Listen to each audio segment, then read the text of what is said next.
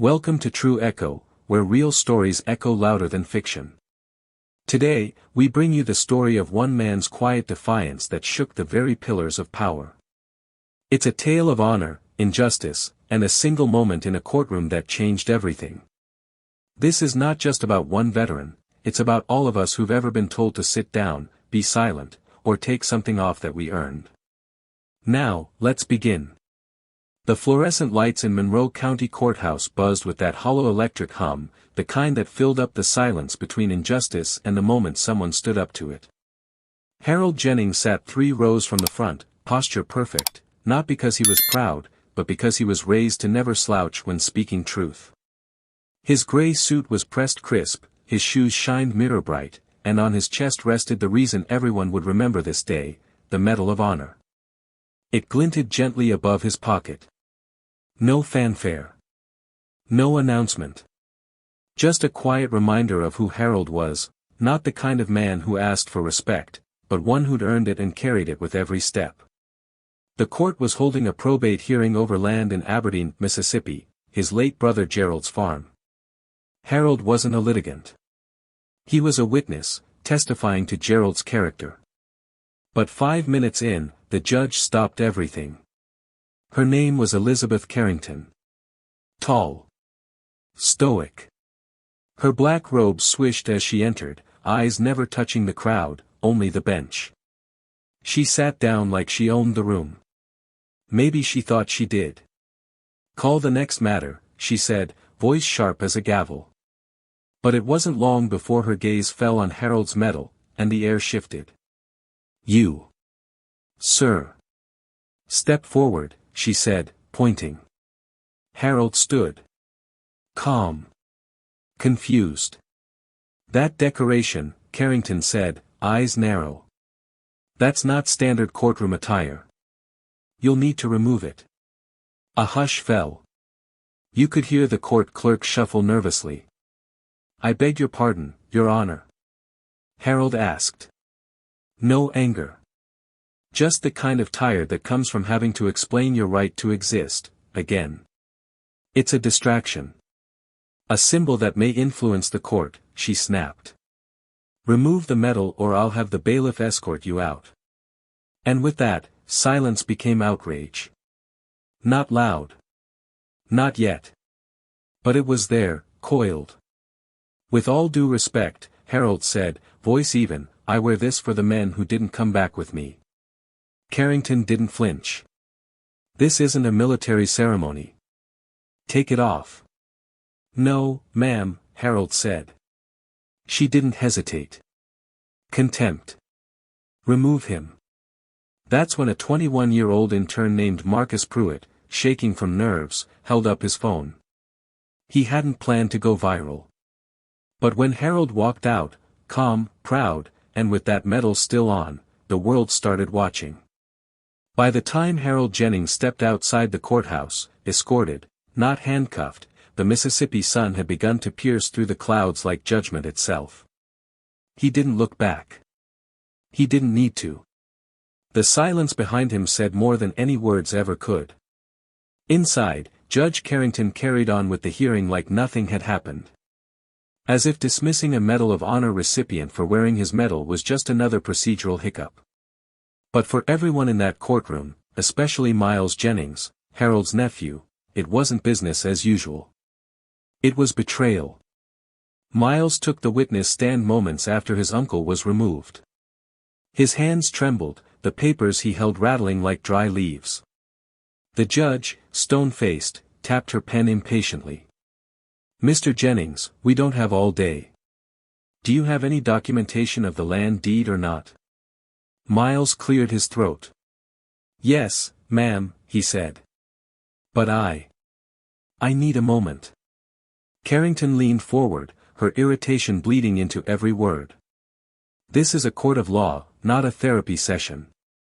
Gasps flickered through the courtroom like sparks looking for flame. Miles said nothing. He just handed over the documents.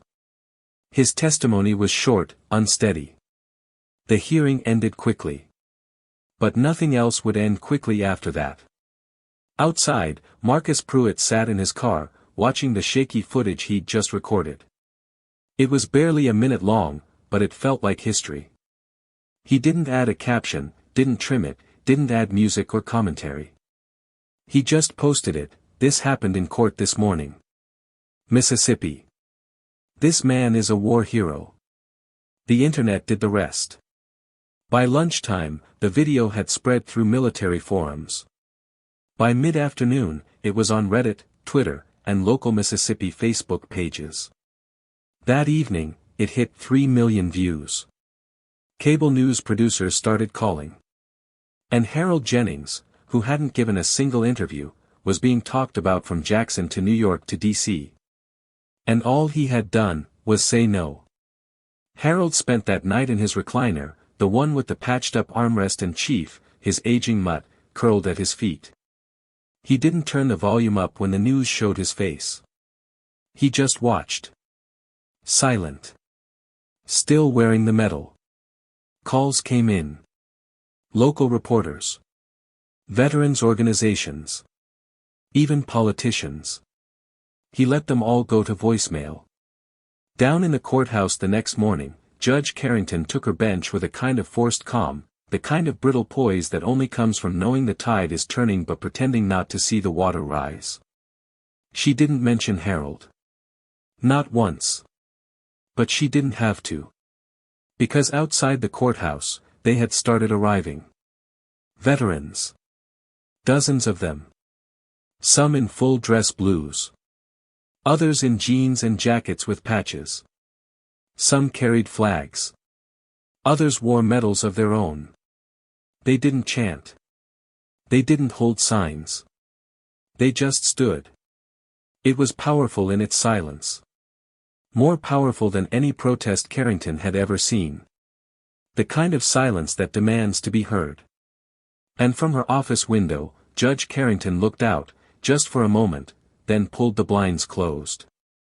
But it was too late. A teacher from Brookhaven drove 2 hours with her son to stand outside with the veterans. She'd never met Harold.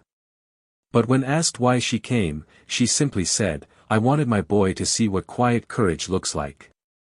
Meanwhile, the video kept climbing, 6 million views by the end of the day. Celebrities retweeted it. Retired generals issued statements. Even the Pentagon released a carefully worded comment about the significance and sanctity of the Medal of Honor. Still, the court held its ground, cold, clinical. "The courtroom is a place of neutrality and order," read a statement from the clerk's office.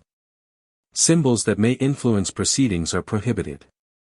This is standard practice." But standard practice doesn't trend on social media. Hypocrisy does. That night, the story broke wider. CNN played the video. MSNBC ran a panel on race, respect, and the justice system. Even Fox News called it an insult to American service. But for all the noise, Harold remained silent. He didn't want to be a symbol. He just wanted to speak for his brother. The courthouse in Monroe County had never been quieter on the inside and louder on the outside. By Friday morning, 3 days after Harold had been ordered to remove his medal, the crowd outside had doubled. More veterans. More families. No chanting, still. Just people, standing shoulder to shoulder, bearing witness. Some brought lawn chairs. Others just leaned against the stone steps, nodding quietly to each person who joined them. Inside, Carrington kept running her courtroom like business as usual. But nothing was usual anymore.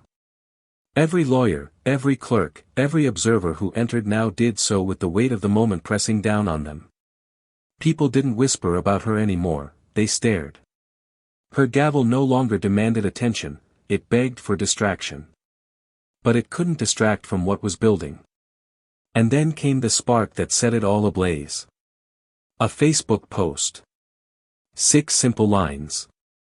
Posted by Lena Holloway, a retired court clerk who had served that same courthouse for 20 years.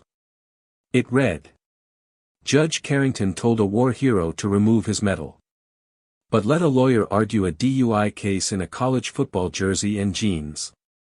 You tell me what's appropriate. That post burned through social media like fire on dry pine. It wasn't a headline. It was lived truth, and it couldn't be debated. Lena wasn't a radical or a troublemaker. She was known. Respected. She had no reason to lie. And she wasn't alone. Over the weekend, more stories surfaced. A black school principal who was humiliated in court even after being found innocent. A Latina single mother who got jail time for late child support while recovering from surgery. Small cases. Overlooked injustices. But all of them pointed to a pattern, the same tone, the same cold gaze, the same cutting dismissiveness from behind the bench. And they all began to matter now. Because of Harold. Meanwhile, Harold did what Harold always did, he kept to himself. When asked by a local newspaper if he had any thoughts on the storm surrounding Carrington, he simply said, "A man shouldn't have to explain decency." His neighbors, though, were no longer silent. At the Piggly Wiggly, people talked at the checkout line. At the barbershop, they argued about whether Carrington had always been like this or had just finally been seen. At church, prayers were said for clarity and justice. A local VFW group from Tupelo organized a silent honor march down Main Street. No signs, no speeches. Just veterans in uniform, medals gleaming in the sun. And at the front of the line, a space left deliberately empty. For Harold. But it was the next week when things turned official.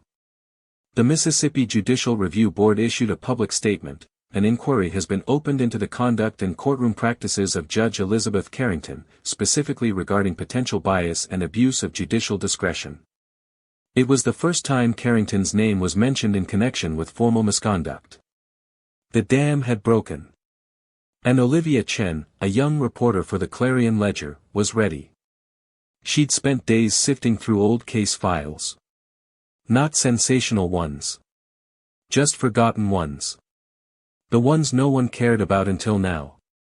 The pattern was clear: harsher rulings, fewer continuances, stricter bail for people of color, particularly black and Latino defendants, often without legal representation. It was quiet discrimination, systemic, cloaked in professionalism, but rooted in bias. Carrington had never raised her voice. But she'd raised her gavel like a blade. The law school at Ole Miss dedicated an entire ethics class to the case. One professor reportedly told his students, "This is why courtroom decorum is about more than dress codes. It's about dignity.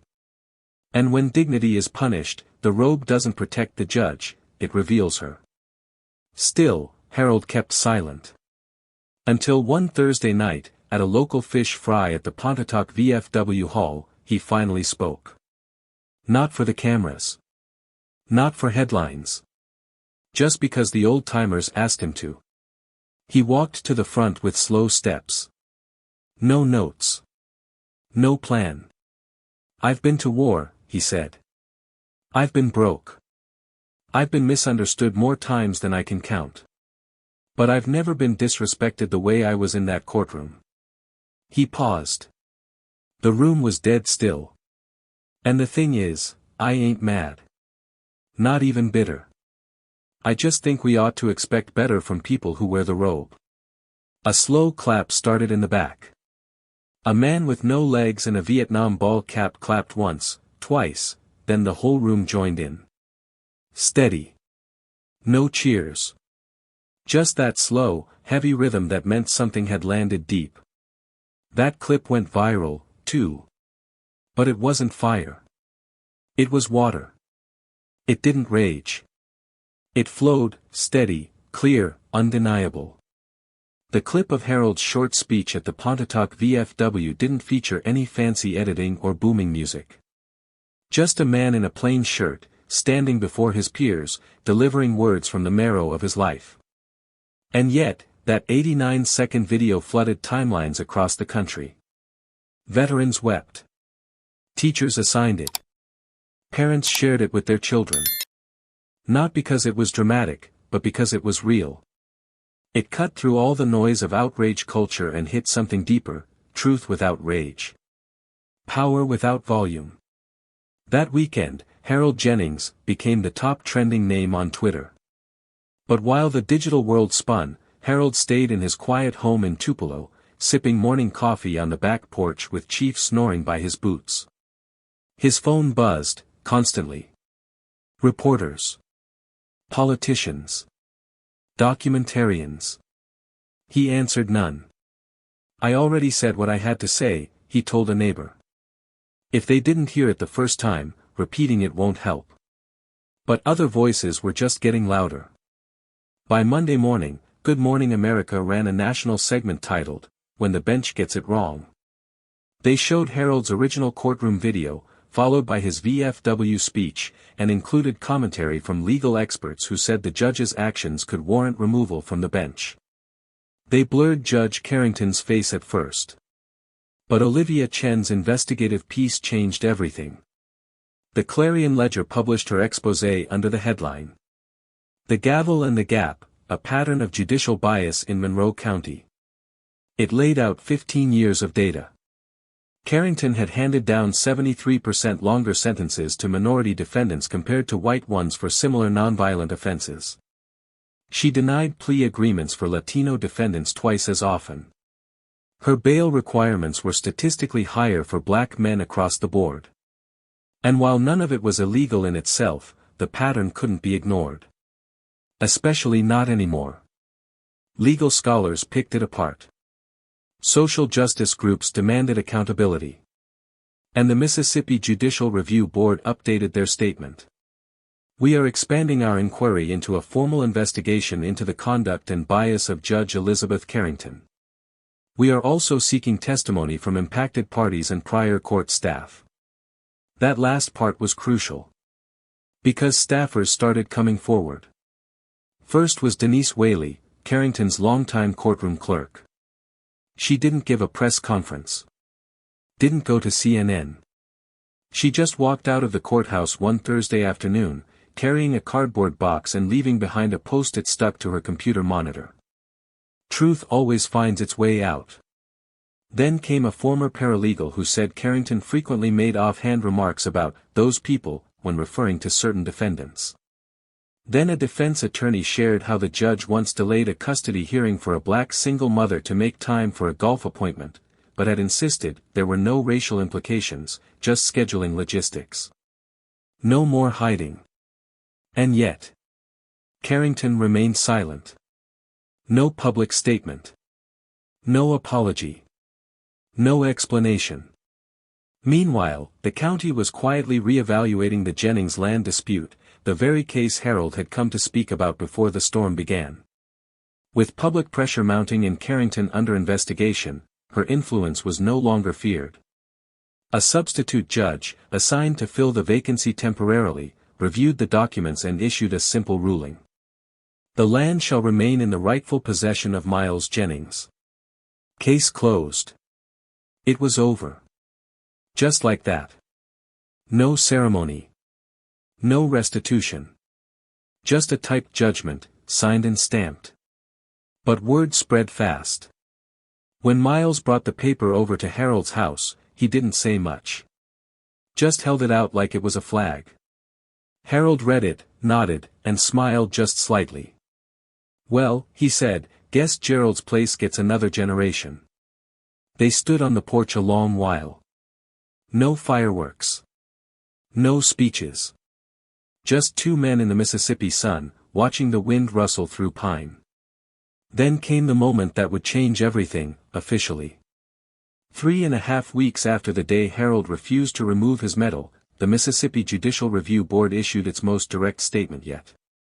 "After reviewing court records, internal reports, and first-hand testimonies, we have determined there is sufficient evidence to support formal disciplinary proceedings against Judge Elizabeth Carrington." Legal analysts speculated suspension. Removal. Even disbarment. But Carrington didn't wait. That Thursday morning, a single-page document was filed with the state office. "I hereby resign from my position as circuit judge, effective immediately." No signature photo. No farewell letter. No press conference. She was just gone. Some say she left the building through a back entrance. Others say she never showed up that day at all. By noon, the courthouse hallways were quiet again. No hearings. No clacking of heels. Just the echo of a seat left vacant by someone who had once thought themselves untouchable. And the people of Monroe County? They stood outside the courthouse again, not to protest, but to reflect. No medals. No uniforms this time. Just people. Ordinary people. Sharing quiet glances. Talking about what it meant. Inside, the empty bench sat like a warning. The robe can protect power. But it can't protect the absence of integrity.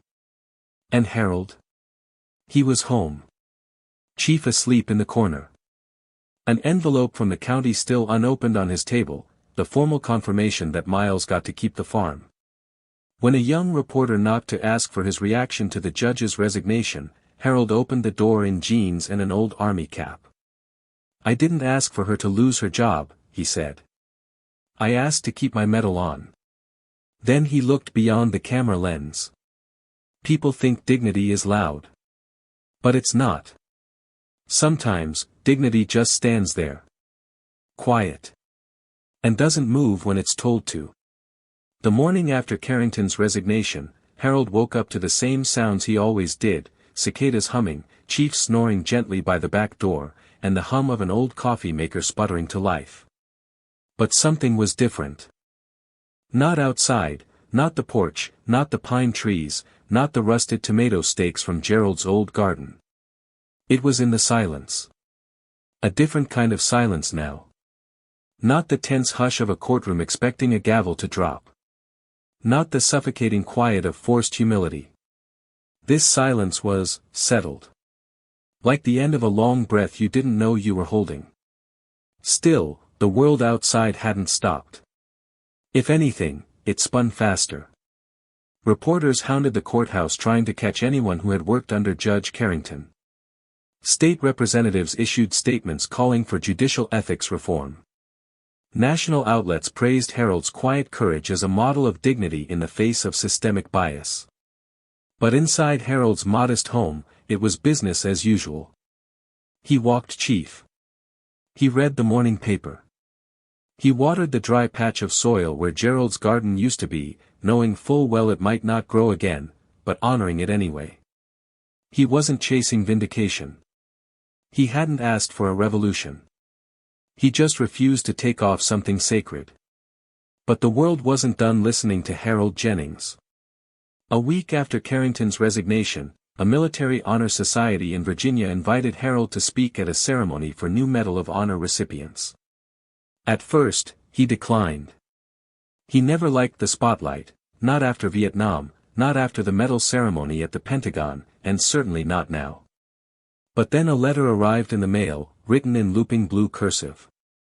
It read, "My son was considering dropping out of ROTC. Said the system's broken. He saw your story. Now he wants to lead from within. Thank you for reminding him what it means to serve." That letter made Harold pause. He didn't agree to give a speech. But he said he'd attend. The ceremony took place on a crisp fall morning in Arlington. Rows of flags, dress uniforms, polished boots, and the weight of memory hanging in the air. Harold stood in the second row. Not as a guest of honor. Just as a man wearing a medal he refused to remove. When one of the honorees passed him on their way to the podium, the young sergeant stopped and saluted him. Harold returned the salute. Quietly. Like always. No cameras caught that moment. No speech. No quote. But those who saw it said everything about that exchange spoke louder than applause ever could. Back home, Miles was restoring the farmhouse. Not modernizing it, restoring it. Fixing the roof with Harold's help. Painting the shutters the same faded blue Gerald once did with trembling hands. They worked slowly. Not because they had to. But because they could. Because time, finally, wasn't against them. One evening as the sun dipped low over the ridge, Miles turned to his uncle while hammering a stubborn nail into the porch rail. "You think she ever really got it?" he asked. Harold didn't answer at first. Just tapped the board once to test it. Then he said, "I don't think she saw me. Just what I represented." Miles nodded. "But now everyone sees you." Harold shook his head. "I don't need everyone to see me. I just needed one courtroom to remember what respect looks like." Meanwhile, law students at schools across the country were analyzing the Jennings versus Carrington fallout.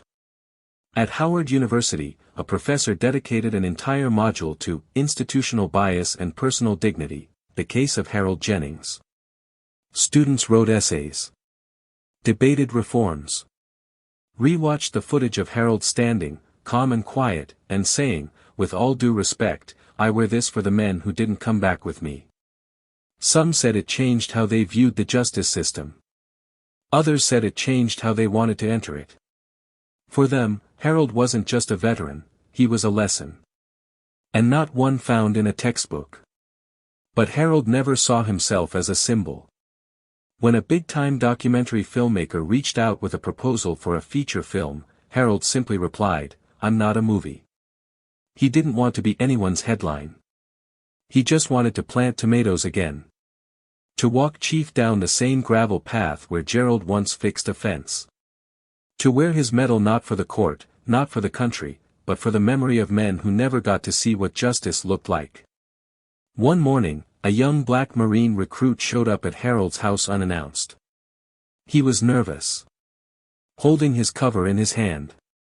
"Sir, I just wanted to say thank you," he said. "They showed us your video in ethics class. I wasn't sure about staying in the Corps. But, you reminded me why I joined." Harold didn't say much. Just invited the young man in for coffee. They sat on the porch in silence. 2 generations. 1 medal. No need for words.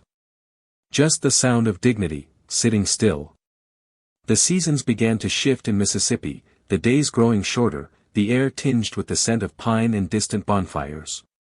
Life, at least on the surface, was settling down. But for many across the state, and beyond, the story of Harold Jennings continued to ripple in quiet, powerful ways. In local churches, Harold's name had become shorthand for standing your ground. At community meetings, people brought up that veteran with the medal when discussing fairness in local politics. Even kids in middle schools were writing essays titled things like, "The Man Who Didn't Back Down." And yet, Harold never once capitalized on the attention. No book deal. No speaking tour.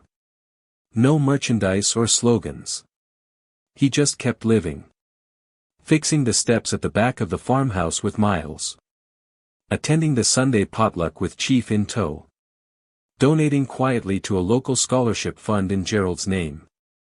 But the impact of that courtroom moment, and Carrington's fall from power, had awakened something much bigger. Not just in Mississippi, but nationally. Veterans groups across the country began launching initiatives to educate local courts on military decorum and the significance of service medals. Legal watchdog organizations used the Harold Jennings incident as a case study in bias and respect. The Mississippi Bar Association quietly updated its recommendations for judicial conduct. While they didn't mention Carrington by name, one line stood out. Respect is not a threat to neutrality. It is a precondition of justice. Law students studying ethics were now taught that sometimes the law and justice live in tension, and that the power of one calm voice can shake the very system built to ignore it. And for Harold, all of it was both humbling and unnecessary.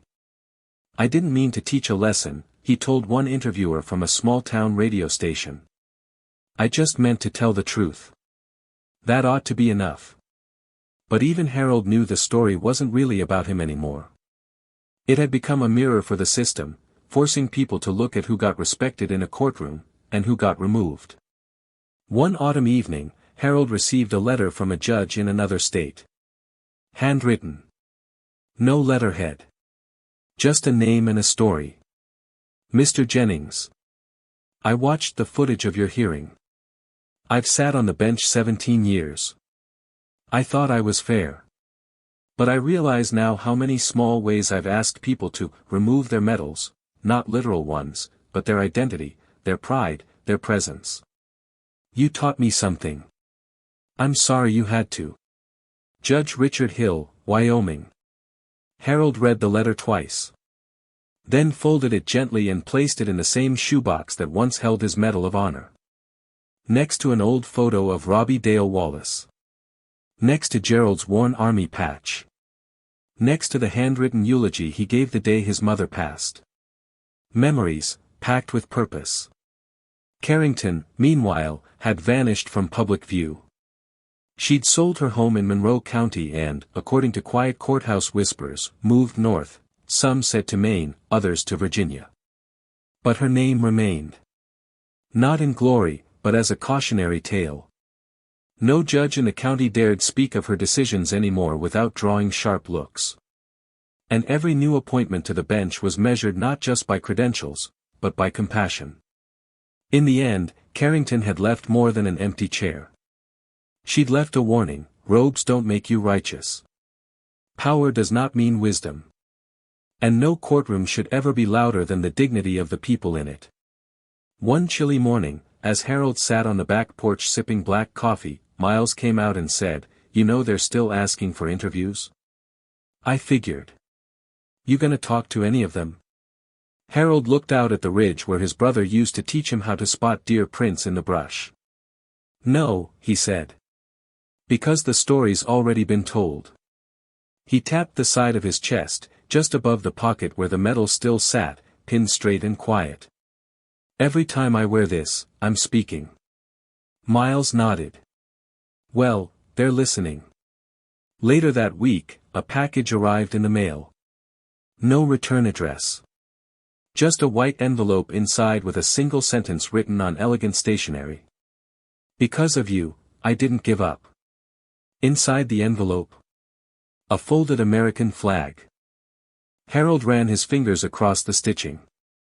Then stood, walked to his mantel, and placed it between two photographs, one of Robbie Dale Wallace, and one of Gerald holding baby Miles on his shoulders. He stood there for a long while. Not crying. Just remembering. Just honoring. Just being. The first frost touched the Mississippi soil like a whisper, settling into the ground where generations had lived, fought, and held on. At the Jennings farmhouse, Harold stood in the morning light, breath rising in soft clouds as he eyed the dry garden plot one last time before winter. A week earlier, Miles had asked him, "You think you'll ever plant again?" Harold had smiled faintly. "Maybe come spring. Some things need time beneath the soil before they come back stronger." That was Harold's way. Let the ground settle. Let the noise fade. Let truth rise in its own season. And yet, even as life around him slowed, the world still moved in his name. A community college in Jackson renamed its Veterans Center after Harold Jennings. A former law clerk in New York cited his story in a TEDx talk on courtroom dignity. A public service mural went up in Montgomery with Harold's silhouette, head high, chest out, the medal gleaming against his shirt, not as a celebrity, but as a symbol. A symbol of what happens when a man refuses to shrink in the face of arrogance. A man who doesn't shout, doesn't swing, doesn't threaten, but simply says, "No, ma'am." And that is what the world remembered. One crisp Sunday, a bus pulled up just outside the property. A group of high school students from Birmingham, part of a Young Leaders program, stepped off in coordinated jackets and uncertain smiles. Their advisor had reached out weeks prior, hoping they might meet Harold and ask him what it meant to stand up for something without needing to yell. Harold didn't usually do visits. But this one? This felt right. He greeted them with warm nods and a cooler full of lemonade. They sat in a circle of folding chairs beneath the big oak tree. One girl raised her hand and asked, "Mr. Jennings, were you ever scared when the judge told you to take off your medal?" Harold leaned forward, elbows on his knees. "Scared," he said. "No. I've been scared before, Vietnam scared. This wasn't that. But I was tired. Tired of folks thinking they can take your story from you. He paused, then looked around at the wide-eyed students. Don't let anyone dress you down just because they don't understand what you carry. Dignity's not a costume. It's a part of your skin. Another student asked, but how do you stay calm when someone's trying to humiliate you? Harold's eyes softened. You don't stay calm for them, he said. You stay calm for the ones watching. For the ones who'll need to do the same thing someday. The visit ended with handshakes, hugs, and a few quiet tears. One student, a boy named Jalen, left behind a drawing he'd sketched during the talk. It showed Harold standing on the courthouse steps, not holding a flag or a weapon, but simply, standing. He titled it, "The Man Who Stayed Still." Harold framed it. That winter, with snow dusting the ground in rare Mississippi flakes, Harold finally gave one last interview, his only national one. Not for fame. But because he was asked by a Gold Star mother whose son had died overseas and never made it home. The interviewer asked, "Do you think your moment in that courtroom changed anything?" Harold considered it. "I think it reminded people that justice and order ain't always the same thing," he said. One wears a robe. The other wears a face. And sometimes, the one in the robe forgets who they're supposed to see. The interviewer followed up, "If you had the chance to say something to Judge Carrington now, what would you say?" Harold looked down for a moment. Then, softly, "I hope you learn to see people before you judge them. That's all." He didn't speak with venom. Just truth. The kind that humbles rather than humiliates. Spring came early that year. Miles planted soybeans along the back fence. Harold sowed tomatoes again. Chief, slower now, still followed Harold from porch to garden and back. The world didn't stop spinning. New controversies emerged. New stories went viral. But in a little house outside Tupelo, a man who once stood quietly in a courtroom lived his days in peace, his silence having already shouted across the nation. Letters still came. From soldiers. From teachers. From janitors. From lawyers. One simply read. "I almost gave up. Then I remembered you didn't take the medal off. So I won't take off my pride." Harold never responded. He just placed it in the shoebox beside the others. Because some men leave behind books, buildings, and broadcasts. Others leave behind a moment. And sometimes, that moment is enough to shift the course of an entire system. Not because it was loud. But because it was right. Dignity doesn't always wear a microphone. Sometimes, it wears silence like armor. Harold Jennings didn't raise his voice. He didn't raise his fists. He raised a nation's awareness by refusing to take off what wasn't just a medal, it was a memory, a truth, a legacy. He reminded us all that the strongest stand is often the stillest. If this story moved you, let it move someone else. Share it. Comment below about the quiet heroes in your life. And don't forget to subscribe to True Echo, where real stories speak louder than fiction.